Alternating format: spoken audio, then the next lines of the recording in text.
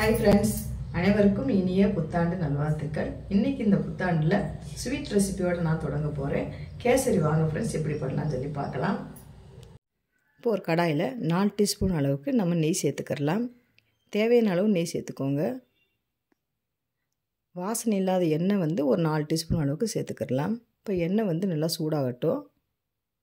முந்திரி பருப்பு தேவையான அளவு சேர்த்துக்கோங்க. உலர்திராட்சையும் நம்ம தேவையான அளவு சேர்த்துக்கலாம்.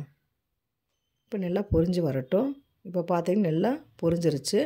நான் 1 கப் ரவைக்கு 2 கப் தண்ணி ஆட் பண்ணியிருக்கேன்.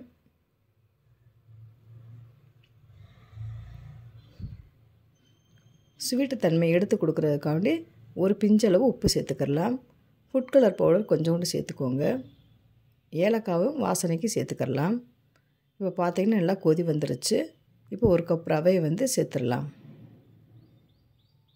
ஸ்டவ்வை நீங்கள் லோ ஃப்ளேம்லேயே வச்சுக்கோங்க. இப்போ நல்லா மிக்ஸ் பண்ணினீங்கன்னா சூப்பராக வெந்து வந்துடும். இப்போ பார்த்தீங்கன்னா நல்லா கடாயில் ஒட்டாமல் வந்திருக்கு. ரவை நல்லா வெந்துருச்சு. இப்போ இந்த ஸ்டேஜில் 1 கப் ரவைக்கு நான் 2 கப் சுகர் சேர்த்துருக்கேன். சுகர் கம்மியாக போகுதுன்னு நினச்சிங்கன்னா நீங்கள் 1.5 கப் சேர்த்துக்கிட்டால் கூட போதும். இப்போ நல்லா மெல்ட் ஆகிட்டு வரட்டும். சுகர் நல்லா கரைஞ்சி வரணும்.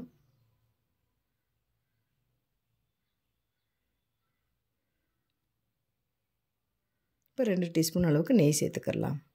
இப்போ சுகர் பார்த்திங்கன்னா நல்லா கரைஞ்சி வந்திருக்கு. இப்போ பார்த்திங்கன்னா லோ ஃப்ளேம்லேயே ஸ்டவ்வை வச்சுருங்க. இந்த மாதிரி நல்லா கலந்து விட்டுக்கிட்டே இருந்தீங்கன்னா சூப்பரான கேசரி ரெடி ஆயிடுச்சு.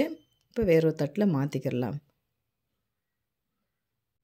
கேசரி சூப்பராக ரெடி ஆயிடுச்சு. நீங்களும் இந்த மாதிரி ட்ரை பண்ணி பாருங்கள் ஃப்ரெண்ட்ஸ். ட்ரை பண்ணி பார்த்துட்டு கமெண்ட் பண்ணுங்கள்.